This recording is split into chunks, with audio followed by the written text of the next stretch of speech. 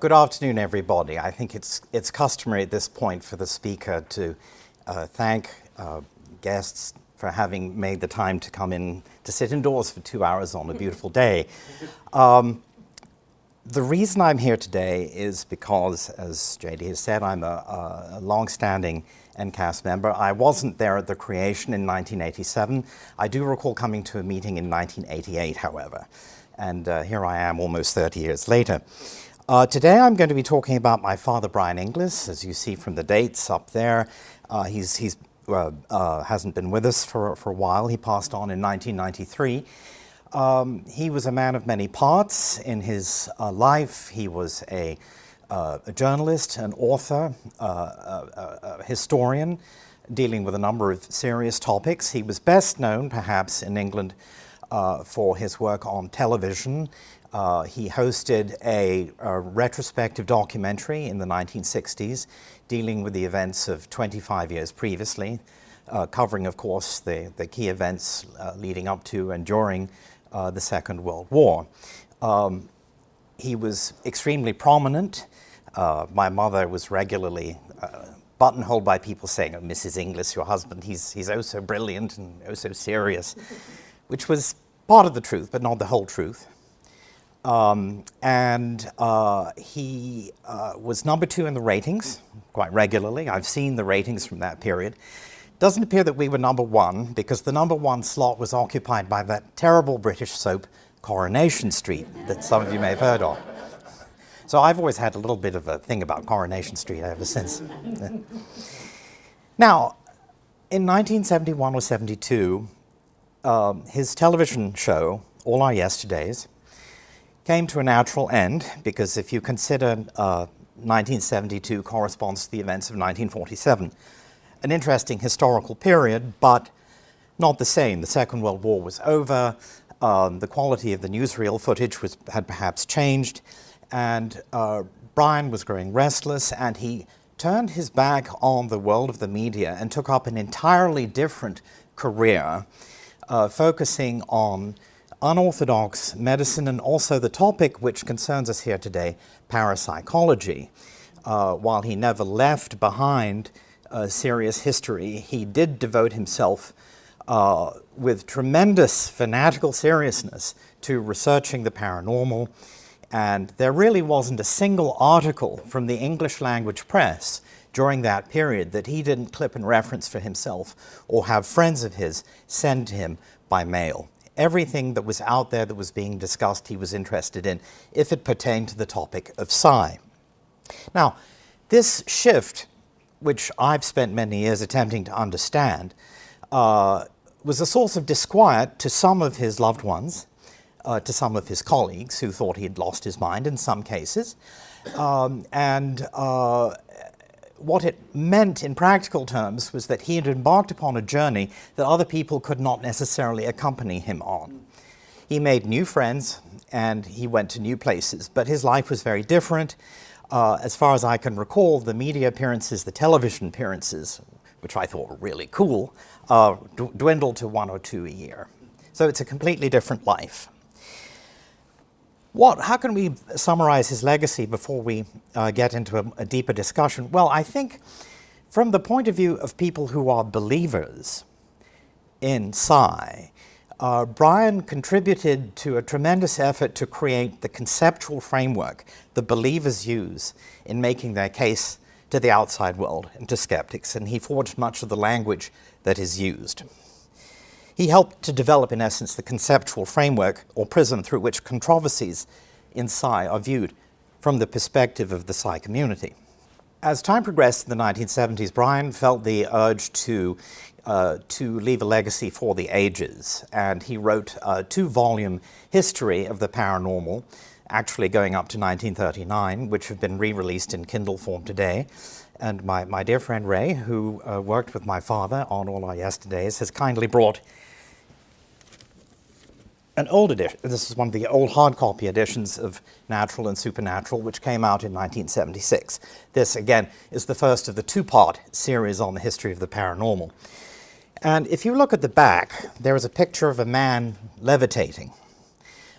This is Daniel Douglas Hume.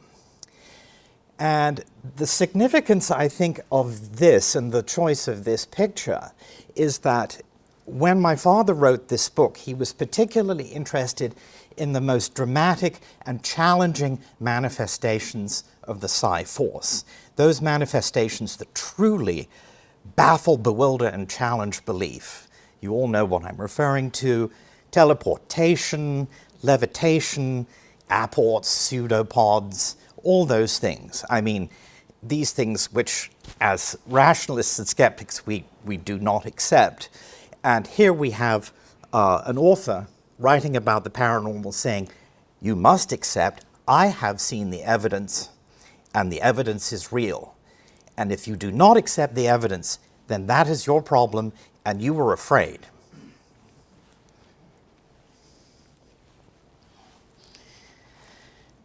Domestic happiness in the 1980s brought, if not reconciliation, then a slight warming trend.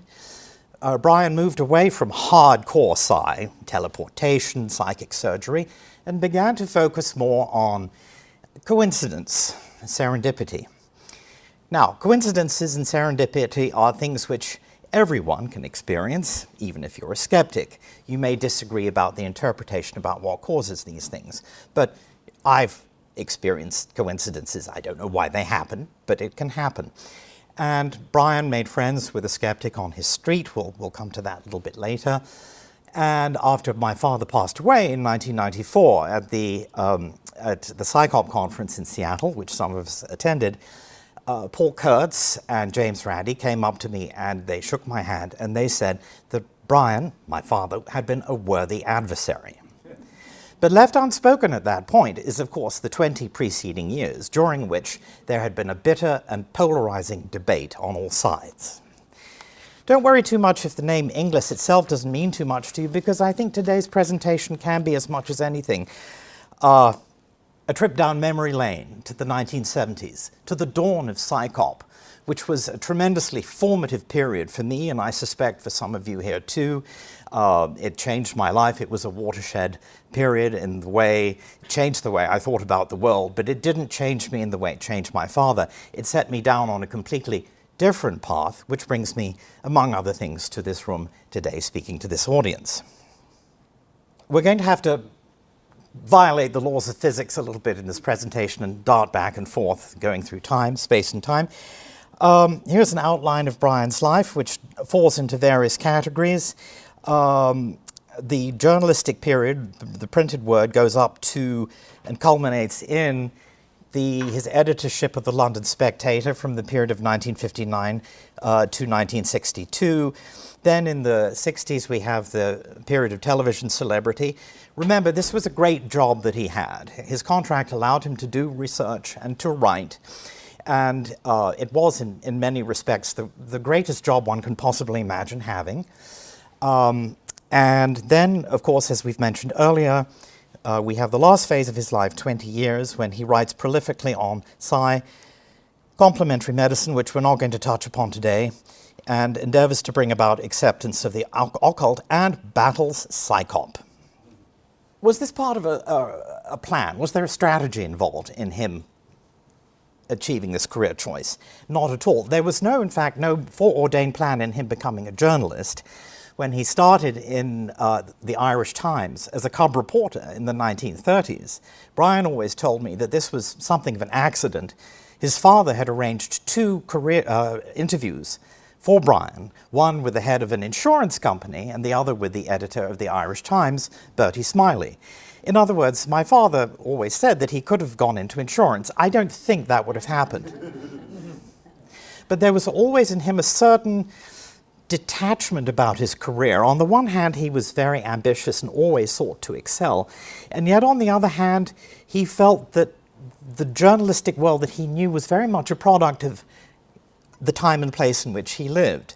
I don't think Brian would have had much patience with journalists today who say the internet is killing my job. Brian always said that his career was very much a product of the time and place in which he lived. Brian, at the height of his TV fame, 1966, 1970, and 1975. You will see here on the left that he was on the cover of the British TV Guide. This is, in fact, for independent television, TV Times. This is a delightful period piece that I just discovered on the net quite recently. It cost all of sixpence. Top right, we see All Our Yesterdays in 1945. Now remember, this isn't 1945. This is 25 years later. In other words, this is 1970. The show is beginning to draw to a close. Bottom right, the CD was a record at the time of the show that my father made, possibly as a contractual obligation in 1975. And I'm going to throw this open to the audience. Given that these are in chronological order, more or less, from 66 to 70 to 75, what can you tell me about the message or the demeanor that my father had in these three pictures and how they changed over time? Less formal in the last one. Exactly. He's less formal in the last one, and he's not wearing a tie.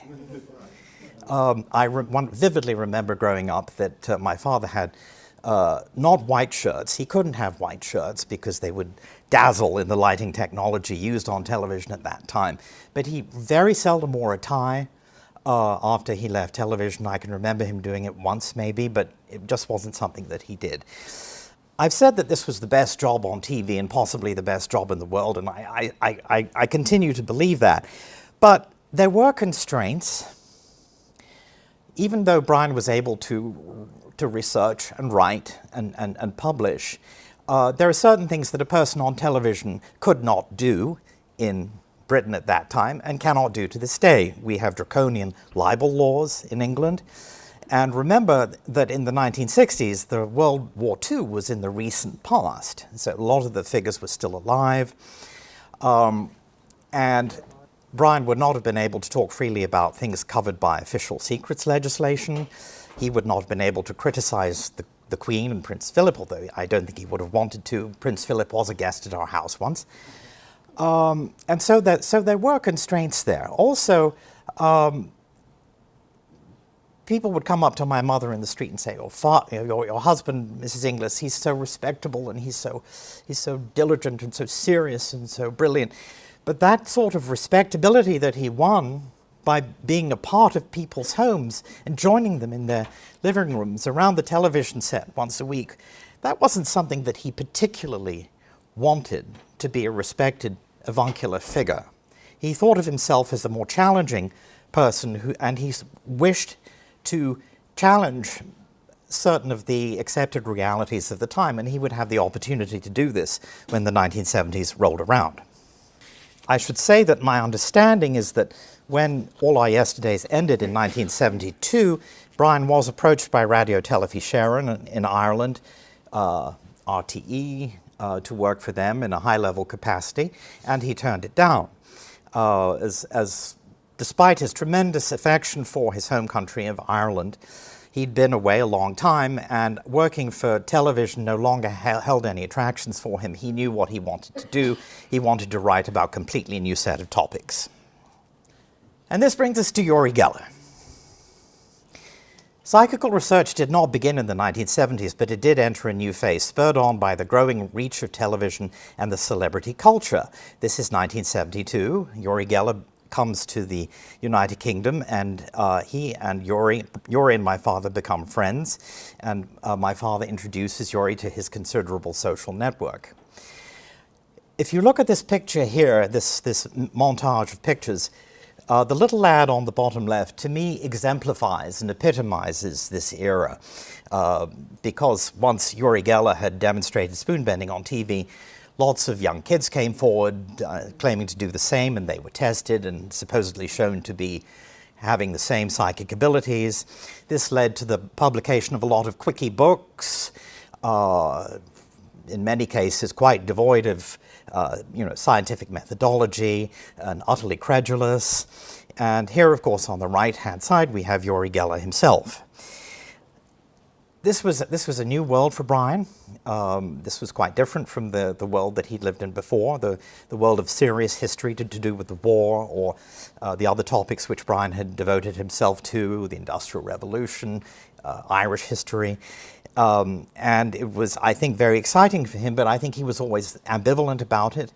And as Brian saw that the advent of the new world in parapsychology was being treated skeptically or encountering some pushback, I believe that my father felt the time was right to create a legacy and to commit to paper something more serious, a book which would last on the subject of parapsychology, and he wrote others in addition to his 2-volume history. But I think he wanted something that would last and something that would be taken very seriously and would be viewed as a credible set of arguments, a credible dossier in the clash between rationalists and believers. And this is where I think the idea formed for him to write his 2-volume history, the first book in which I showed you earlier.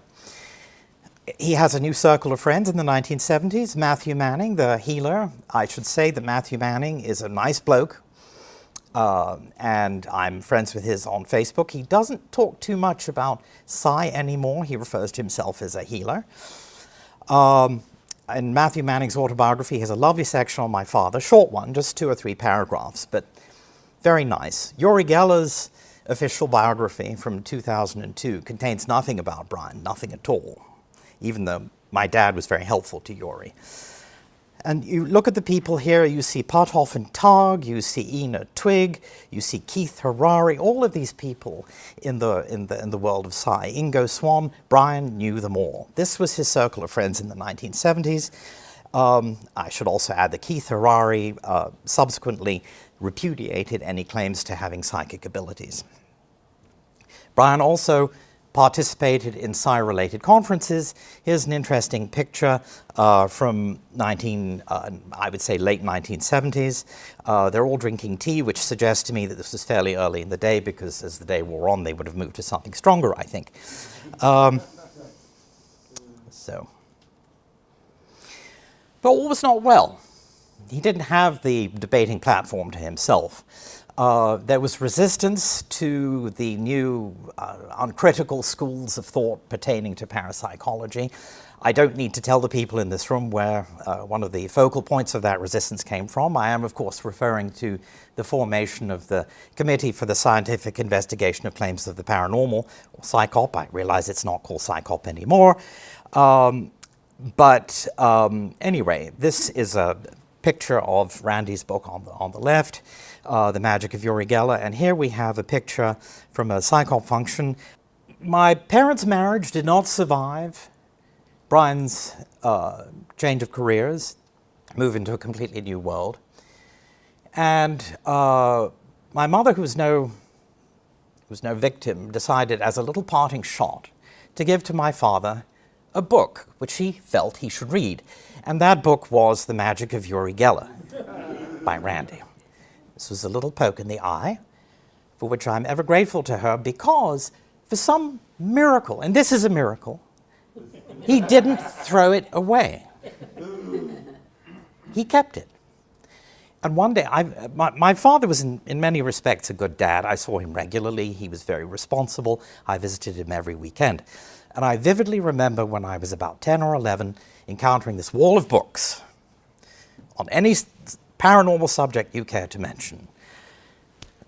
Psychic surgery, teleportation, spontaneous human combustion, you name it, it was all there. At that time, there were virtually no skeptical books in his library, but there was one, and my eyes were going round and round and round like this, and they landed on the one skeptical book that was there, and that was The Magic of Uri Geller, which I took home and read. I don't think he noticed it was gone, but I took it home and read it, and it had a huge impact on me, setting me down a path which was completely different, but which nonetheless put me in a very awkward position where my father was concerned, because he would have loved to have allies.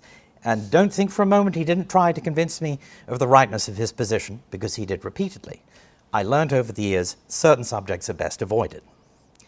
And I'm not the hardest core skeptic in the world by any means, but I am a skeptic. I have many friends in the Fortean world. But the difference between believers like my father and the Forteans is that Forteans do not say, here are the facts and you must believe. What they say is, there are strange phenomena in the world which and we can look into them and try to figure out what happened.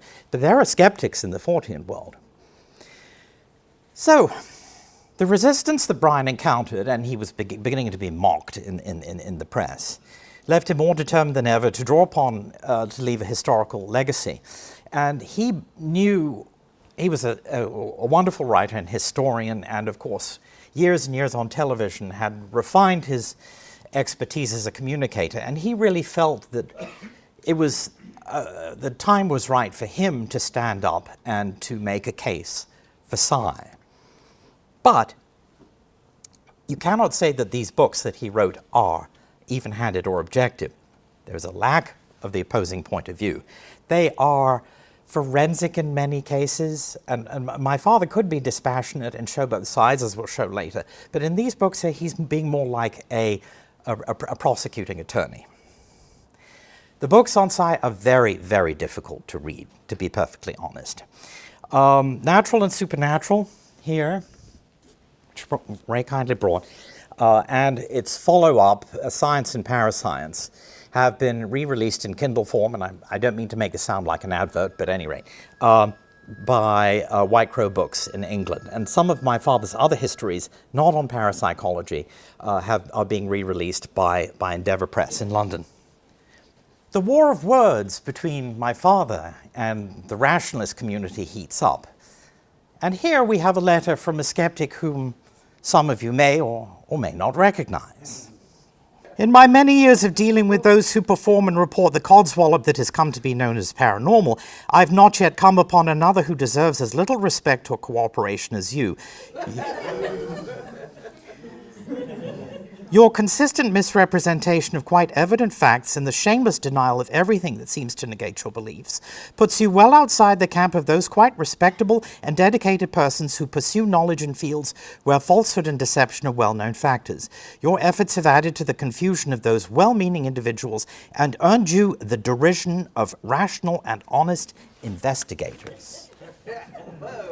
In addition, I have at home a letter from Paul Kurtz threatening my father with a libel action. Brian knew an empty threat when he saw one and wrote right back telling Paul Kurtz to get lost. But this is a very acrimonious, very tense and bitter time, shall we say. I recently saw a movie about the clash between Gore Vidal and Bill Buckley, and I'm very much reminded of that movie because it occurred to me that my father and his enemies were not being shown at their best. They were squabbling and not demonstrating their highest heights of inspiration. My father and some of the people he dealt with would reach for the closest weapon to hand. He would engage in schadenfreude. He would display paranoia. And my father cheerfully told tales about the Randy sex tape. This decades before Randy came out in the recent movie, The Honest Liar. And my father was not a gay basher. In fact, in 1957, he had performed a tremendous journalistic first by writing an anonymous leader in The Spectator calling for the decriminalization of homosexuality. But when he got all riled up, all of his decent, all the decent man he could be, that kind of got set aside. And what we're seeing is a schoolyard fight with Randy and Kurtz, and they're not angels either. So it's hard for me to observe this up close, and I don't want to dislodge my microphone here. I don't think in these clashes, I don't think these clashes show these men at their very best. That's my personal opinion. How did Brian come to perceive his legacy? Well, I found this excerpt from an article in The Author in 1989. It is largely as a consequence of the obscurantism of orthodox science. Nature is particularly reactionary. Oh, how he hated nature. That I've been forced into the position not indeed of a believer, because he never called himself a believer ever, but of a defender of the paranormal in general as a legitimate area of scientific study. The naturalization of the supernatural, as Alfred Russel Wallace described the process, is needed for two main reasons. To banish or at least bring under control the fears which some phenomena arouse, and he felt that his enemies were afraid, and he felt that I was afraid too, and to liberate those striking powers of the human mind which many of the phenomena suggest are waiting to be tapped. And if that isn't one of the most grandiose personal agendas anyone has ever come across, has ever formulated, I don't know what is, because this strikes at the very nature of human identity, human creation, and the reason why we're all here and what we're capable of. As I say, this is 1989. He is about to mellow out ever so slightly. Going back in time a little bit, how are we to account for this shift from the world of respectable, solid, rational academic history to the netherworld of sci? Well, here are Brian's parents, who were very respectable small C conservatives. They called themselves Dubliners, but the Inglis family actually had branches in Northern Ireland, and this was not something my father ever publicized to me, but there's an English bakery in Belfast, for example. On the left, there's my grandmother, but even though she was concerned to do the decent thing and to be respectable, she started out as an actress. On the right is my grandfather, very serious guy, not known for his sense of humor, engineer, respectable. But even there was something slightly amiss. People would say to him, "How do you make your decisions as an engineer in India, Sir Claude? Is it based on maths and science?" And he said, "No, it's based on hunches." So this tremendously sober-sided individual freely embraced intuition in his life. And that was something which Brian mentioned quite regularly. Schooling, conventional public school education in England, first of all at the Dragon School in Oxford, which was unconventional for its time in the sense that children studying there were allowed substantial leave time to pursue their own activities and pastimes and hobbies. This was unusual. Then to Shrewsbury, a Dickensian horrific place. But there he came across, my father came across Murray Sr., an inspirational history prof who encouraged him to think for himself and to consult dissenting opinion, which Brian sometimes did, but not where science was concerned, or not as often as he should have done. Murray Sr. Was giving lectures on nudism and various other unconventional topics. And this exposure to this unusual, inspirational teacher lit a fire and set in motion the beginnings of a passion for history. My father, although Irish-born, did serve the crown in the Second World War. And then he goes back to Ireland in picking up where he left off as a cub reporter, and then moving on to more higher level responsibilities as, among other things, the anonymous author of An Irishman's Diary in the Irish Times. This is an interesting and very kind of fertile period. There's a lot of great writing that's being done, and a lot of interesting things are happening at the Irish Times. The first publication of a column written in Irish by the gentleman that you see on the right of this medley of pictures. That's Miles Nagopoline, Flann O'Brien. He had many different names. The editor on the left was a man whose consumption of alcohol was legendary. When he was hospitalized, the nurses said that they had to put blood into his alcohol stream.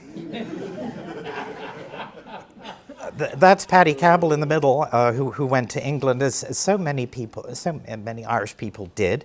They wanted to seek their fortune in London. This is a fairly boozy culture, and yet the interesting thing is that people function to a high level of performance. Early days in London as a journalist. First the deputy editorship and then the editorship of the London Spectator. I've already mentioned my father's anonymous writing of the leader advocating for the decriminalization of homosexuality, a radical point of view in what was a conservative magazine in 1957. On the left you see his friends saying goodbye to him, and what does it mean in the Irish cultural context for people to be put on a boat?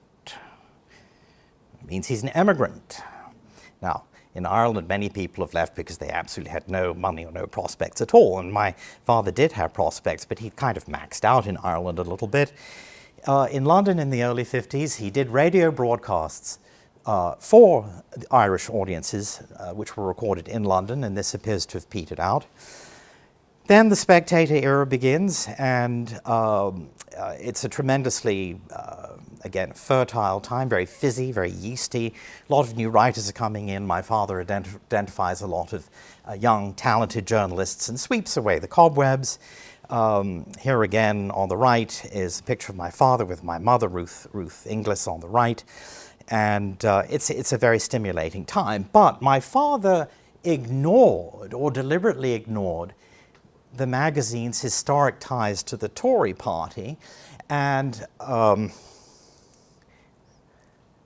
he did things which may have irked the proprietor. Here in 1962, shortly before he left, we see an entire issue devoted to Ireland, something which I'm confident the Spectator has never done since.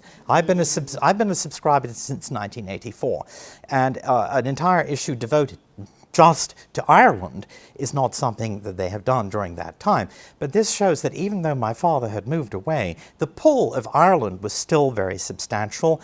And notice that he was able to commission some interesting authors there. There is Brendan Behan in there, and I think that's supposed to be a glass of Guinness. So.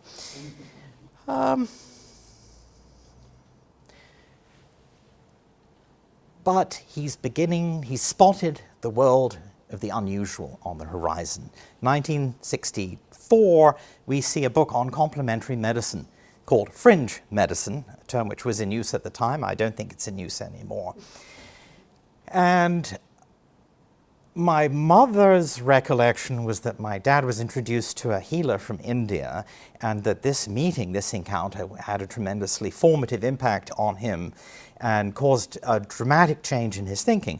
Fringe medicine may or may not have been the result, but this book was considered so shocking and so controversial that the publisher, Faber, I believe, decided to include at the beginning a preface by a well-respected and respectable, there's that word again, cancer surgeon, saying that, cough, cough, there may be something in this, we don't know, but it's worth a look. Television work beckons. As I've said, my father was responsible for some journalistic firsts. The Rochdale by-election in 1958, he demonstrated the use of a computer. I don't know if he was the first person to demonstrate the use of a computer on British television, but he was certainly one of the first. Prior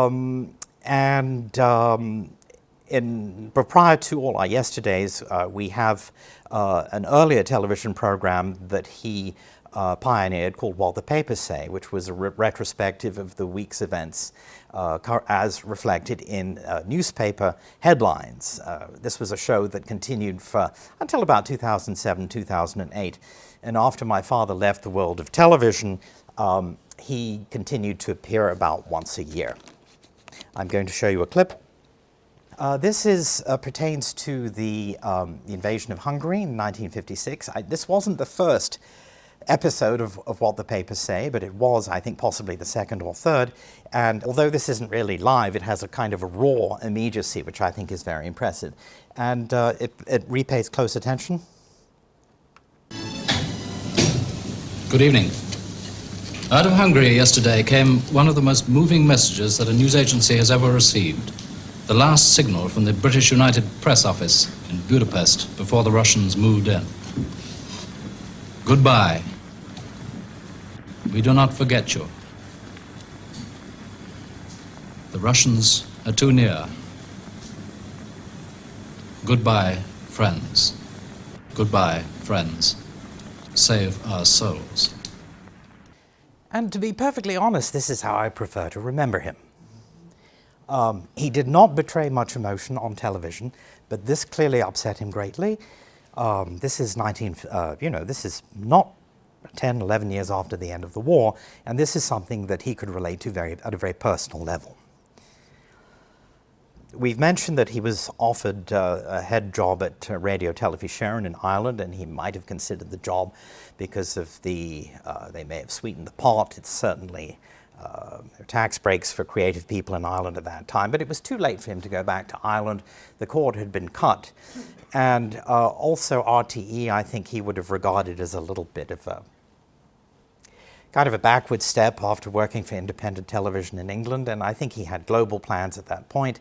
And moving into the world of parapsychology enabled him to become part of a more global network, and he developed friends around the world and exchanged in correspondence with them, and he would have certainly enjoyed the internet and all its capabilities. Desert Island Discs.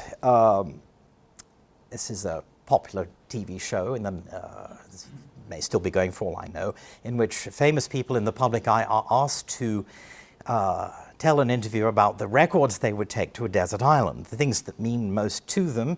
When my father was interviewed for this show, and it's still up there, the interviewer kind of swept aside the musical choices and began challenging my father about his beliefs.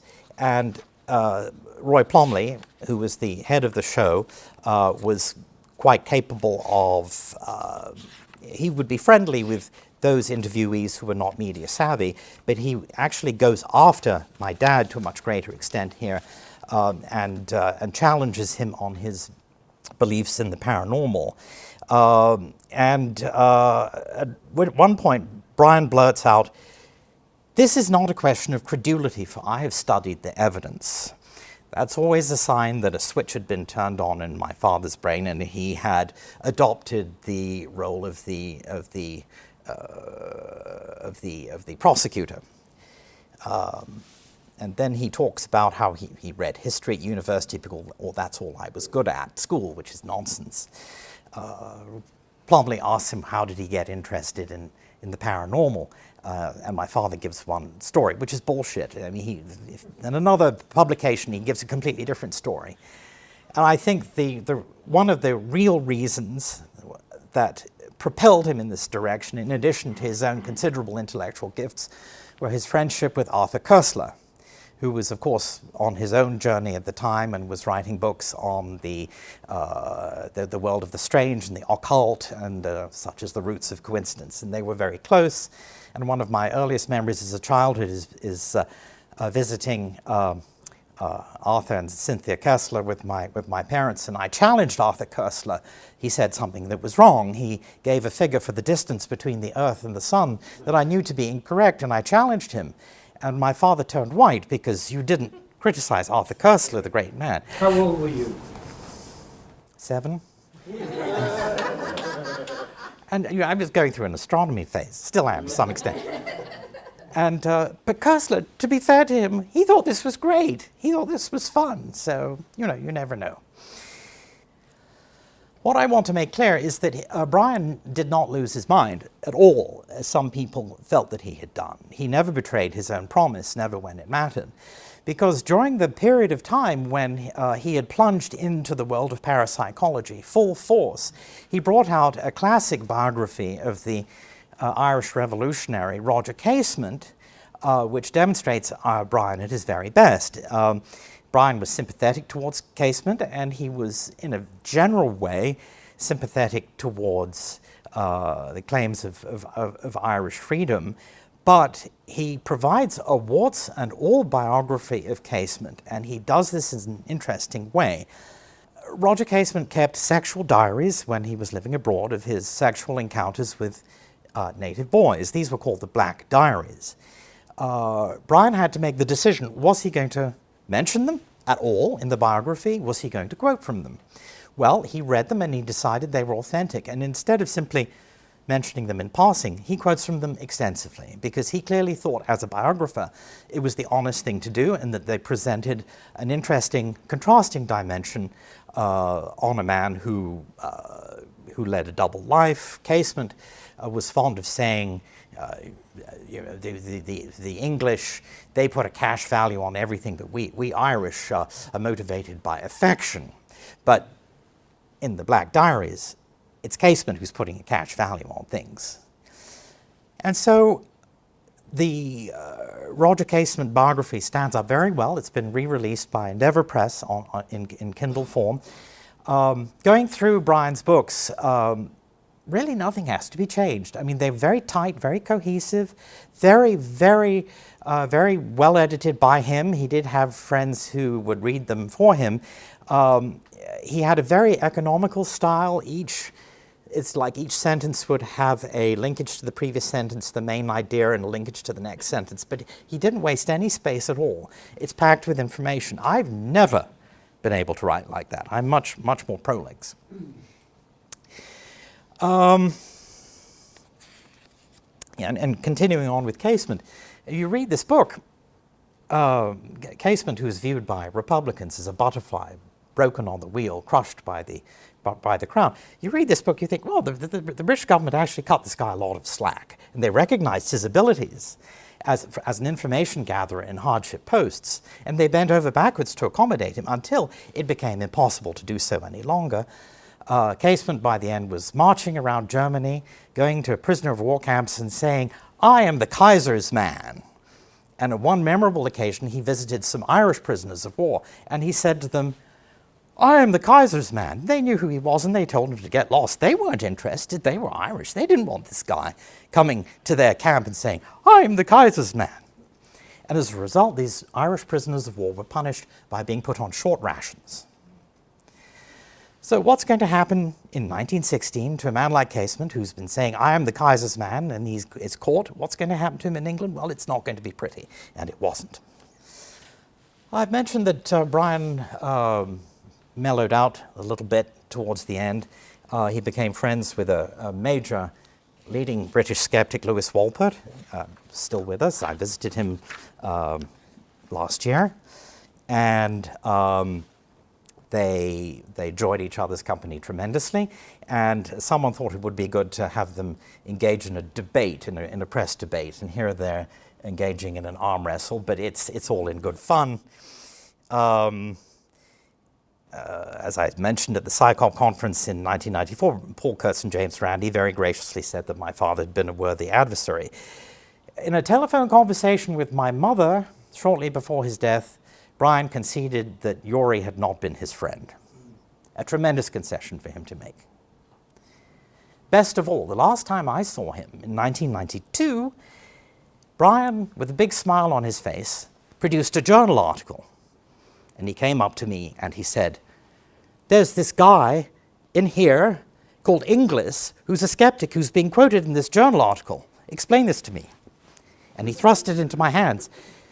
And there was this Inglis and being quoted as a skeptic in the journal article, and the skeptical Inglis who was being quoted was me in Skeptical Eye.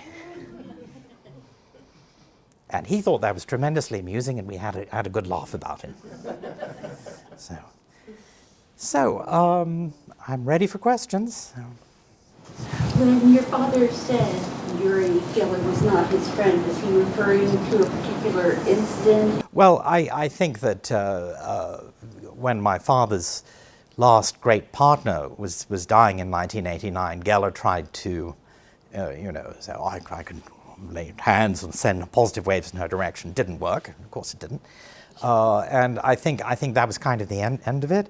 1993, Geller tried to invite himself to my father's funeral reception in London. I intervened, said, "No, he's not coming." He would have turned it into a circus. So what I suspect happened simply was that it was simply a case that their paths had diverged to some extent.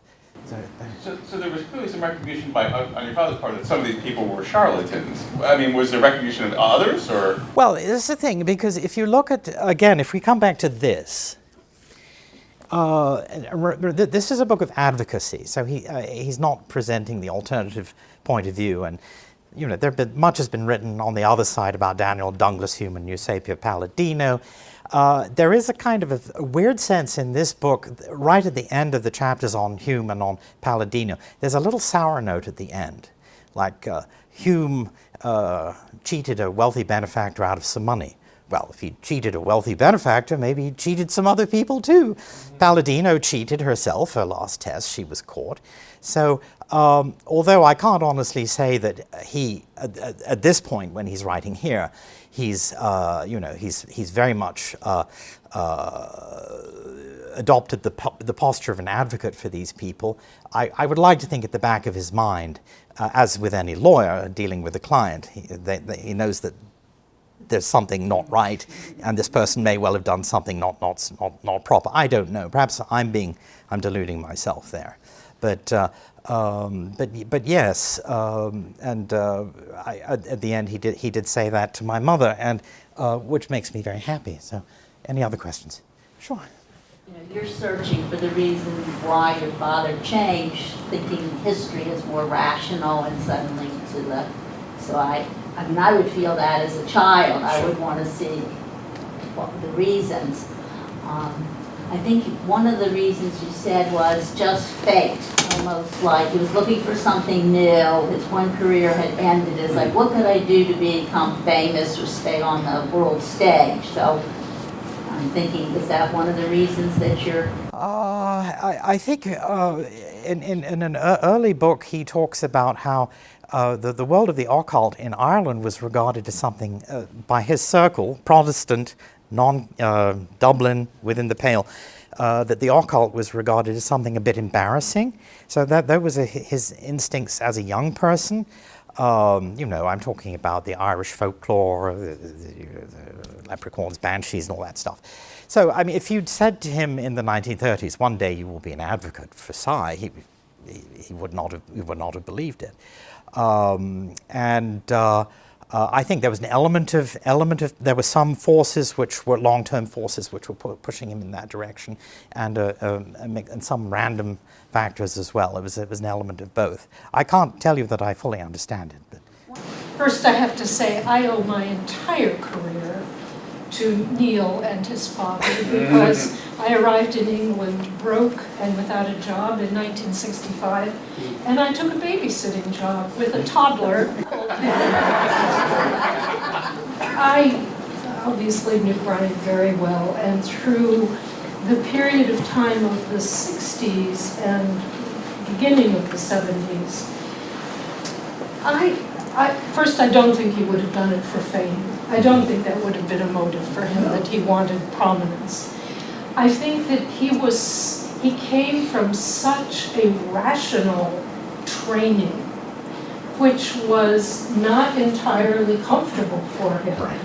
And he had, I want to tell a story, it's very personal. I don't know whether Neil has ever heard this, but Go ahead. something that Brian told me about the first time he fell in love. And this is a wonderful woman who is a prominent actress, which you probably do know about. Anyway, I can't think of it right now. Rosemary Harris? Yes, Rosemary Harris. And it was in Italy. And Brian thought that he had been stricken with some terrible ailment. I think went to a doctor, and it turned out he was sighing for the first time. He had never sighed before. Now, if that doesn't tell you that something has been all bottled up, I mean, he was fully an adult. I mean, he was 30 or something. And I did work with him part of the time when he was exploring the paranormal, and I think he felt so passionately that people ought to at least keep an open mind about it, that there was something worth understanding. about all of these inexplicable phenomena. And he also, after All Our Yesterdays, did a program with Granada Television called Margins of the Mind, which I did some research with him for. And I went off to interview J.B. Rhine and his plant experiments, and I went on a dowsing experiment, and I felt that thing pull, you know, I really, and I think Brian wanted very much to not have it all dismissed. Right. And then, all right, there was an evolution. And perhaps as he got older, I like to think that his romantic side perhaps came more and more to the fore. And perhaps that was part of the influence. But I also want to say that he is still remembered in England, and especially by colleagues, most of all for being an outstanding journalist and exceptional in his editorship of The Spectator, and as a public historian. I mean, it wasn't called public history in those days, but in presenting All Our Yesterdays every week, and it ran for 12 years, and it appeared immediately after Coronation Street, which may be one reason that they were 1 and 2. I think he is also, his work on What the Papers Say is also still thought of as a tremendously important breakthrough in television. Thanks, Ray, and you're absolutely right. He did regard, I mean, his journalistic impulses were always very keen, and he regarded Psy as the great underreported story of his age. And he truly believed that there was something there, and he truly believed that it played a role in intuitive discoveries when people have hunches, or they go to sleep on a problem and they wake up in the morning and they've solved the problem. He felt the Psy force was involved there, and he didn't like people to dismiss it. So you're next. Did your father ever encounter Richard Dawkins or Sam Harris? That's an interesting question. Did you ever talk about them? Dawkins, he Did knew. he say anything about him? He did know about Dawkins. The person that I remember meeting is the morphogenetic field guy. What's his name? Sheldrake. Thanks, Joe. And I actually met him because he began as a skeptic and moved into the believing field. I remember Sheldrake telling me proudly, I have proof of the existence of Psy. I put in a couple of coat hangers in a closet, and a couple of days later, there are dozens and dozens of coat hangers.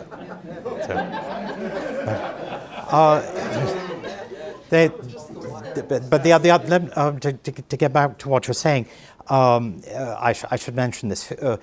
Who in the skeptical community did my father approve of? That's a tough question, but I do have the answer. It just occurred to me today. Martin Gardner.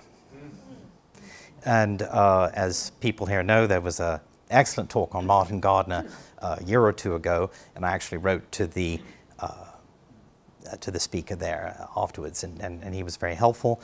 I think the people who went in the other direction, who began as believers but who became skeptics, were always regarded with ambivalence. I'm thinking of who was the lady who researched near-death experiences? Not Ruth Brandon, but Susan Blackmore. Thanks.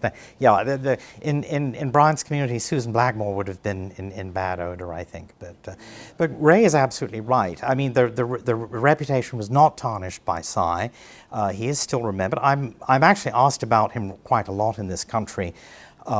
Still, not in regard to the book that is often mentioned is his book about the Opium War, when he's more of a confrontational, inquisitorial mode vis-a-vis the British Empire. But that's a book that people ask me about a lot. And Endeavour Press in London felt that his books should be re-released, that they shouldn't simply gather dust in the vaults at Advanced Book Exchange, and that it was time for them to be brought out again. And as I say, they hold up very well. And any other questions? So it doesn't appear to have been like a watershed moment, but were there any um, incidents that sort of reinforced his, because he seems like he was a defender of Psy for a very long period of time, that maybe there had to be something that reinforced that feeling that it was worthy of exploration and not dismissal. So were there any incidents that you know of that, Well, people he met or things that happened or whatever? I think looking back at the book which Ray brought, the Natural and Supernatural, it's very clear that he feels that the initial explorers of Psy were given a raw deal and that they were mocked and shamed and humiliated unnecessarily when they were simply making a good faith effort to get to the bottom of phenomena they couldn't understand. The Society for Psychical Research includes a lot of people who are not foaming at the mouth, but who simply think, well, I think there's something going on here and I'd like to know more. The interesting thing is that in the skeptics of that period, and there were many, people like Darwin and Michael Faraday are viewed very harshly, and they're viewed as bullies. And there's certainly a sense in which Brian is saying, well, you know, no one stuck up for them at the time, but I'm going to stick up for them now. So. Well, I mean, what's your impression of the contention that I mean, it seems comical to me in some respect that there is so much contention.